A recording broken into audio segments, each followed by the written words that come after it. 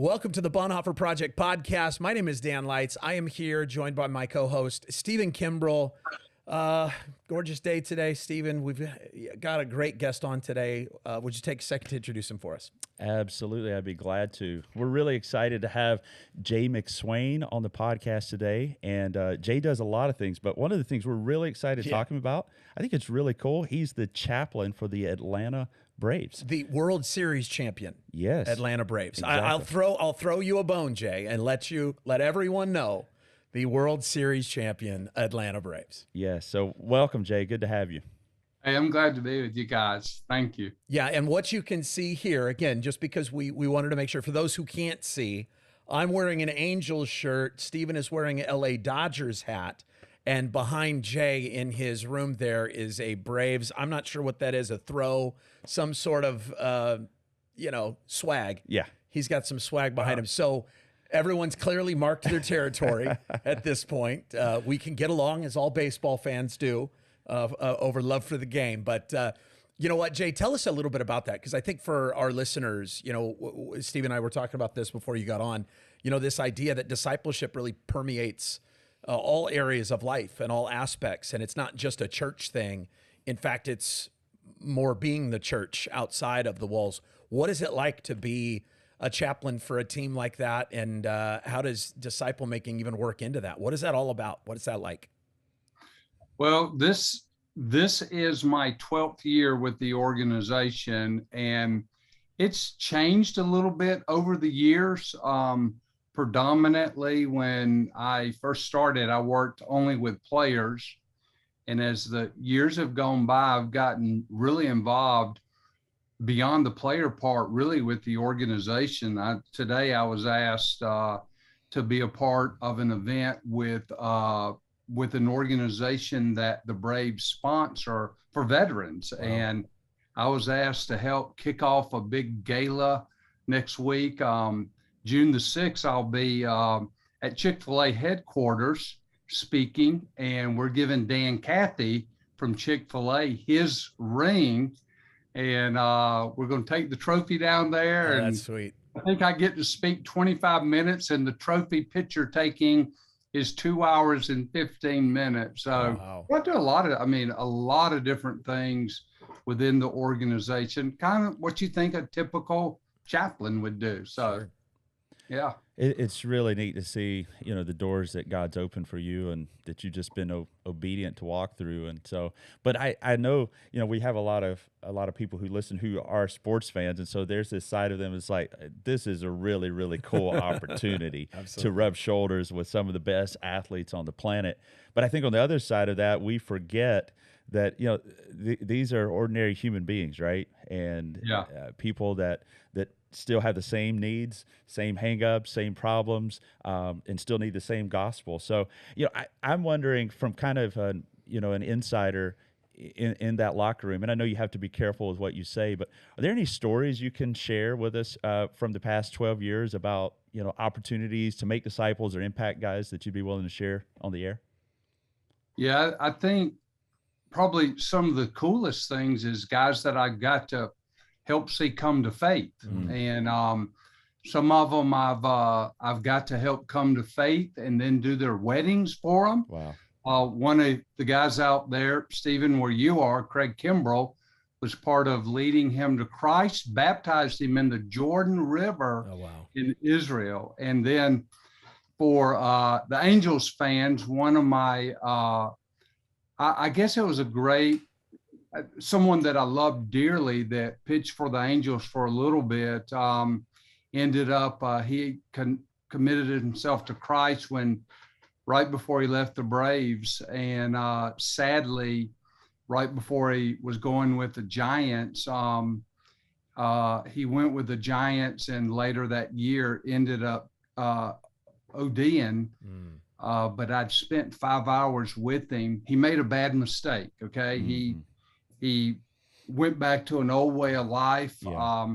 But I'd spent 5 hours with him before that, talking about where he would spend eternity. I did his funeral, and I knew when I got up that while he made a mistake, I knew where he was. Yeah. And So just, I mean, just a lot of cool moments of walking through life with guys in a different way than sitting in a church pew with them or standing on a platform in church. So, yeah. Yeah, so you get to see them in that kind of vulnerable spot where, most everybody else sees them in that kind of celebrity moment. You get to see them when the lights are off, in the sense of the cameras have stopped rolling, their athletic ability isn't on display. Maybe their vulnerability is on display, and that's a whole different thing. Talk about a little bit just that opportunity in terms of being able to be there in that moment for some people. Like I said, there's people in our lives, we'll never be able to touch, right? And it's something I share with my congregation all the time. I said, there's people in your circles that I'll never be able to share with, so you need to do it. It's not about bringing them to church. It's about being the church to them. What's that like? I mean, just, do you find people are inquisitive? Do people just tolerate you? Do they just come in you in the crisis moments, like any pastor gets the crisis moment guys? Or, is it just a lifetime, or 12 years in this case, of building relationship? Well, you asked me some of those stories sort of behind. I remember my very first year, we had a player, and I was sitting in the dugout in the afternoon, and he came and sat down, and I went and I started saying, "Hey, I'm Jay Mix," and he stopped me and he said, "I know who you are, and I don't want to hear any of that religious stuff. Okay, just don't want to hear it." So for the next, he left our team. I think he was there with us either 2 or 3 years. He left, but I had a deal that every time I walk into the clubhouse, the guys that gave me, either some of them told me outright, just like that, don't bring that religious stuff in here, that. Those are the guys that I went to every single time and spoke to them before I went to my faithful regulars that, came to our services and interacted with me. And so he left, went to another team, and one night at the stadium, I walked into the family room, which is where for a lot of years I'd go to the very first place, and I'd say, "Hey, if anybody needs me," the family room for the players. Yeah. And that'd be the last place I'd leave, when I leave the stadium. Well, one night I get a phone call from the attendant in the family room and said that this guy's wife, who was his fiance when he was with Atlanta, she had asked if I was there.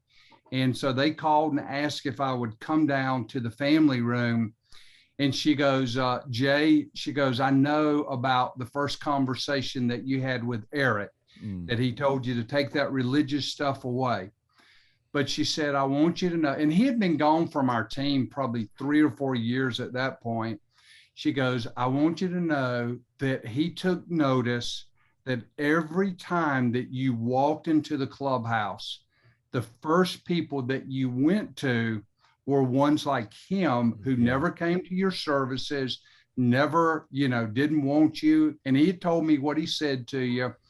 And she said, "I just want you to know that Eric is a believer now." Oh, wow. We have and she had her little kid that was like a year. We've dedicated him to God. And I just want to say thanks for the way that you interacted with him when he kind of shunned you. And so to me, those are the moments that I guess if I walked away from this right now, that I would remember the most. I think about the year we won. I think it was the first division that we won, because I think we've won 4 in a row now.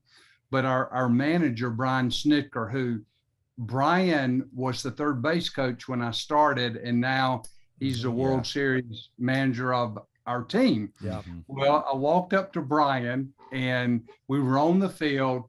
People were going crazy in the stands, and we were looking up at the stands. And I have a saying that every time I walk away, it doesn't matter who in the organization, from our CEO to Chipper Jones, whoever it may be, to a game day staff, to a police officer. Every time I walk away, I look them in the eyes and say, I love you. And I went up to Brian and I said, Brian, I just want you to know that God loves you in spite of whether you win or whether you lose. And Brian looked at me and he said, Jay, I would agree with that, but I'm not so sure they're going to love me if we're not winning. And I said, well, that's probably true, but just know that I love you whether you win or lose. So Absolutely. those are some of those moments. You know, sweet. I know everybody looks at the player part of it, but last year during the World Series, I got a text from one of our game day staff, and we had taken a picture that night, and he said, hey, I just want you to know, and he gave me the date, which was a couple of days later, and he said, it'll be 4 years since I've drank, and I helped him now 5 years ago get him Celebrate Recovery.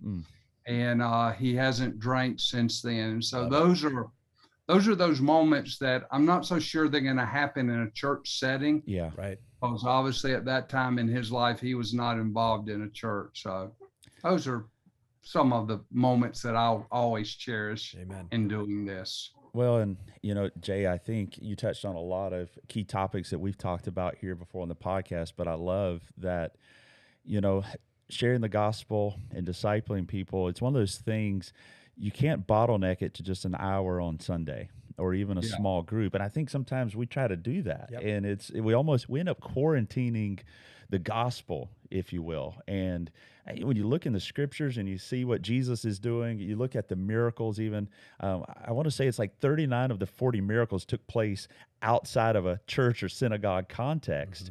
It was in the marketplace. He met people really where they were, and I think it's really refreshing for us to hear that you're doing that. And the other thing is, I just keep hearing relationship, as opposed to class, material, and those kind of things. Those are tools. Don't get me wrong; they're important. But I think relationships that's kind of the bridge that the gospel walks across, and we're hearing that it works at no matter what level you're at, whether it's, I mean, you said it's a bat boy, it's a manager, it's a professional player.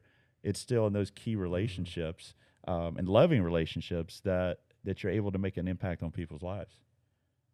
I like to say it like this, that whatever platform you stand on, whether it's on a platform in a church, or I actually do our service in the stadium. We put it throughout the loudspeaker, which it's pretty cool. I have about 6 names there. I get called minister. I get called pastor. I get called reverend. I get called father. I get called chaplain. And then here's my other name. True story. I get called the voice. They put, if you're in the parking lot, they broadcast what I do throughout the stadium. But this is what I say, that platform is nothing more than to come down off of and to sit and do life with people one-on-one and to walk through. And it doesn't matter whether it's an athlete or whether it's a greeter or whether it's a ticket taker. Platforms to me are nothing more but places to connect with people, to come down off of it and to do life one-on-one, because I really do like the one-on-one. Or as you guys were even talking about radical mentoring. Right now, I just launched last month a new radical mentoring group with 7 guys from my church. So it's platforms are nothing more to step down off of and then do life with people. I love that. I think that's a great line, and I'm going to steal it. I'll give you credit for it, but the first time. the first time, then it's mine. No, but I love. Well, when you think about it, the platforms they are an opportunity, right? Jesus, hey, push me out on the boat a little bit so I could talk to the people. Hey, let me get up here on the mountain so I can give this sermon.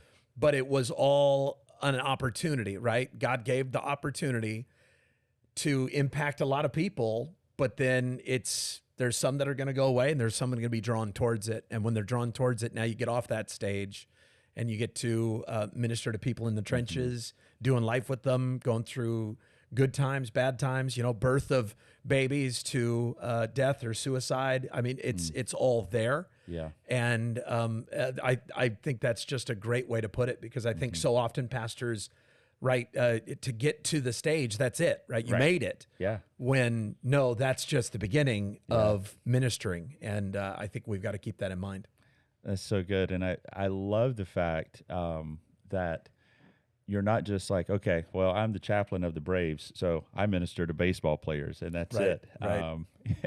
You're involved at discipleship and in different areas of your life, and I think that's the way of Jesus, right? We're reaching people no matter where they are, and so I want to kind of segue from that because a lot of most of our listeners are not going to get the opportunity to disciple a professional baseball player or basketball or football, but they do have a lot of opportunities. And I think that's one of the things we're big on, is helping people see where their circle of influence is and where Jesus can use them as a disciple maker. And so, Jay, I'm wondering if you could speak into that. What do you think for the average guy or girl who's going to work every single day, raising a family? What do you see as their opportunities, and what should their steps be that they take? Everybody has people around them, and everybody, you guys said it, everybody has a circle of influence. And I think if we would be aware, I'll give, probably one of my joys in life right now is I lead, I've written some, and that's our mutual friend, Jim Thomas. I've written some material that his church uses, and a lot of other churches around the country. But last year I took a group through at our church, through our material, which helps you look at how God created you so you can be and do what God created you for. And last year I sat down with over 200 new members at our church after they went through our material, and one-on-one helped them connect. One of the ladies that I met with, she said, I'm brand new coming to church. My grandson is 12 years old, and I go to the second hour, but he would go to the first hour to go to Bible study with teenagers afterwards. But he doesn't know anybody. And she said, I don't want him to sit by himself. And I said, Suzanne, he can sit with me. I said, he can sit with me. So he comes, 12 years old, 7th grade. And I said, Gabe, have you been to church much? And this is the first week of December. He said, it's the first time I've ever walked in a church. Wow. 12 years old. Yeah. And I had to do something on the platform that morning. And so I had to sit on the front row. He sat there with me. And the next week we met, and he had asked me about baptism. We talked a little bit about it the first week. The second week he asked me again. And as I was taking him to a small group, I said, Gabe, let's go to my office a minute. Let's talk about what that means. We opened it up, went through Romans. He accepted Christ. I baptized him. And now we have a discipling relationship to where we text back and forth. I give him scriptures. He looks up the answers. Today, his grandmother thanked me because today I underwrote him to go to camp this summer. And she said, thank you. I said, what do you mean, thank you? I get to be a part of his life. But that was just a young guy that was in the flow of my life. Yeah. That right now, and guys, I don't care who people are. They're there in my life, your life, those that are listening, those that work at a grocery store. There are people in our lives that desire God. Yeah. Whether they have come into a relationship with him now or not, desire Christ. And I just think sometimes we're just not aware that those people are there everywhere in our life. Maybe I hate to say this because we started talking about baseball. Maybe they're too interested in talking about whatever baseball or football team they follow instead of focusing on the most important focus is where are they in their relationship with Christ. So, you know what, Jay, you brought up something that, oh my gosh, I'm going to have an aneurysm just because of the amount of things that welled up in my heart, and you said it, and I want everyone to make sure they hear what Jay's saying. I was talking to down here in San Diego, we have the San Diego Rescue Mission, and the CEO, someone that our church partners with a lot, and he was talking about how there are so many, and again, I'll bring this home just for those people who are like, where are you going with this? There's so many services offered for homeless people, right? There's shelter over here, there's drug rehab over here, there's food, there's assistance in all these other areas, but we're not making a dent. And the reason why we're not making a dent is because everyone is passing people around to some organization. And what you just did, Jay, or what you, in that story, what you're saying is you didn't pass this 12-year-old kid to the youth pastor. You didn't pass him off to like, hey, maybe you need to find somebody your age. You saw it as an opportunity and you did it. You didn't absolve yourself. You didn't give it to somebody else. You didn't say, well, there's somebody probably more trained for that, or we probably have a group for that, or we probably have a pastor that oversees that. Yeah. You saw God open the door and you walked through it. Yeah. And I think that is, again, you're highlighting what I would say is just one of the biggest problems in the church. There's a ministry for that. Oh, you're dealing with that. Oh, we've got a widow's ministry for that. I can't minister to a widow. We've got a widow over here, widow's ministry. Oh, you're a kid. Well, we've got kids ministry. We put people in all these buckets. And again, just like you were saying, there's nothing wrong with classes. There's nothing wrong with specific ministry towards a certain age or a certain demographic or a certain life situation. But when we absolve ourselves of the ministry God's putting right in front of us, we miss out. Yeah, yeah. And I think it's such a good reminder that these people are all around us that need to be ministered to, that need to share, we need to share the gospel with, that need to be discipled, and like you said it, we miss it so many times, whether it's because we're so busy or we're not walking with the Spirit or whatever, but those opportunities are there. And I think it's just a good reminder for us, to ask God, give me your eyes for people. Give me your eyes for the people that you place in my life. I've got, let's see, I got a 14-year-old, a 12-year-old, a 10-year-old, and a 7-year-old. Well, I'm doing kids ministry at home every day. Like I can't look at kids and go, oh man, that's for somebody else. Yeah. Yeah. Right. And then you're going to get to a place where you got grandkids that age. Yeah. Well, if you know how to minister to kids, you can minister to others' kids. Yeah. That was such a sweet story, Jay, because I think so often a guy in your stage of life looks at a 12-year-old and goes, come on, there's somebody else. Yeah. But when you say, no, come sit with me. Yeah. That blows people's minds because it's just not done anymore. We don't see it the way God sees it. And okay, can I tell you guys a funny part of the story with this little young man? Yeah, definitely. So the second week he's there, actually the week that he accepted Christ, we have a thing called VIP where after the service, we have one of our pastors meet guests and stuff like that. Well, that happened to be my Sunday. And I did not know whether I had to do it after the first service or the second service. So my little friend Gabe, he's sitting there, second time in church ever. He's sitting there. And by the way, I didn't have to be on the platform, but I said to him, where would you like to sit today? He said, well, on the front row. Yeah. And so we're sitting there and I realized I don't remember whether I've got to do VIP after the first service, second service. So we're in the last song. You know how you always have the ending song and all that.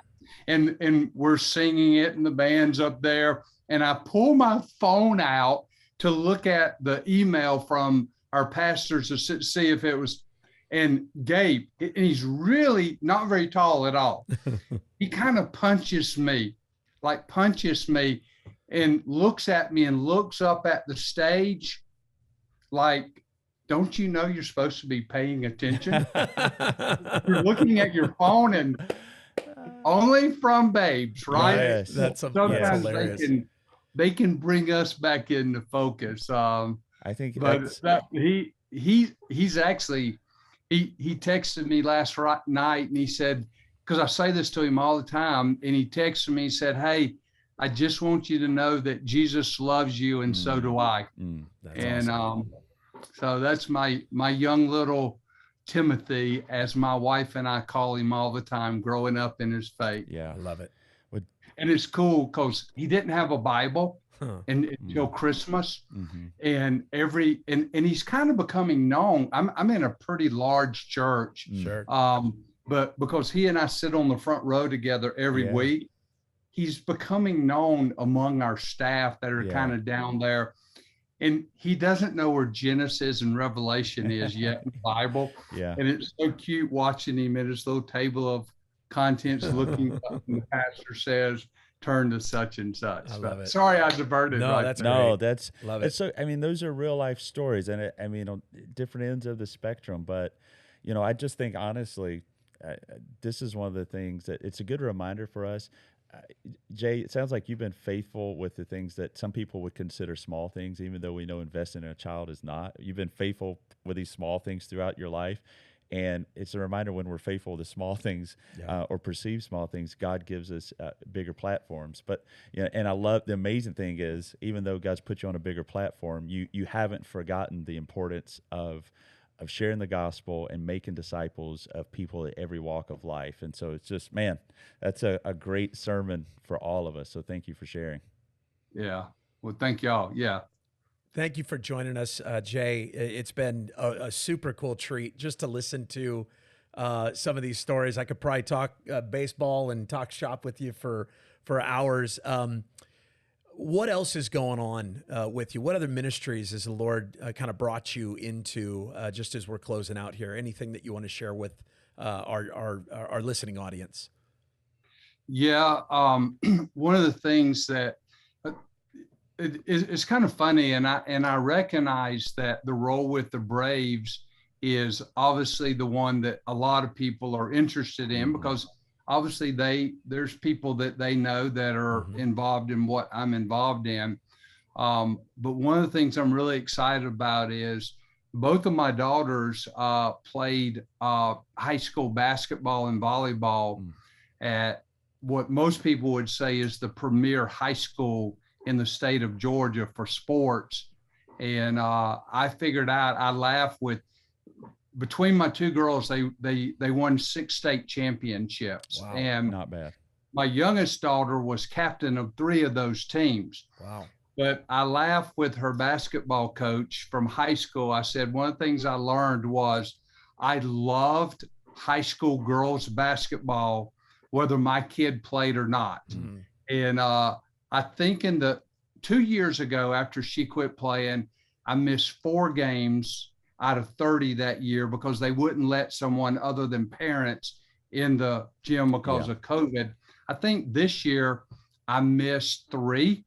And the last game of the season, I changed an airline from Chicago and spent $1,000 to go watch their last game. That's awesome. But all that to say, this summer, their coach has asked me to get involved with the girls. I've written a thing on personality and abilities and stuff like that. And so this summer, I get to kind of step into the role of helping, I guess, be a chaplain for high school girls basketball, which I'm pretty super excited about that. So that's kind of going to be a new venture in my life starting this summer. That's super sweet. Well, thanks again for joining us, Jay, and we're just excited about what God's doing over there with you and with your ministry, and we're definitely praying for you, and just that God would continue to bless you in everything that you're doing. For those of you listening, thank you guys for joining the Bonhoeffer Project podcast. If you have any questions about the Bonhoeffer Project and how we turn leaders into disciple makers, you can visit thebonhoefferproject.com. Jay, thanks for joining us. Stephen, as always, thanks for being here with us. And for the rest of you, make disciples, let Jesus build the church. God bless you guys. We'll catch you on the next one.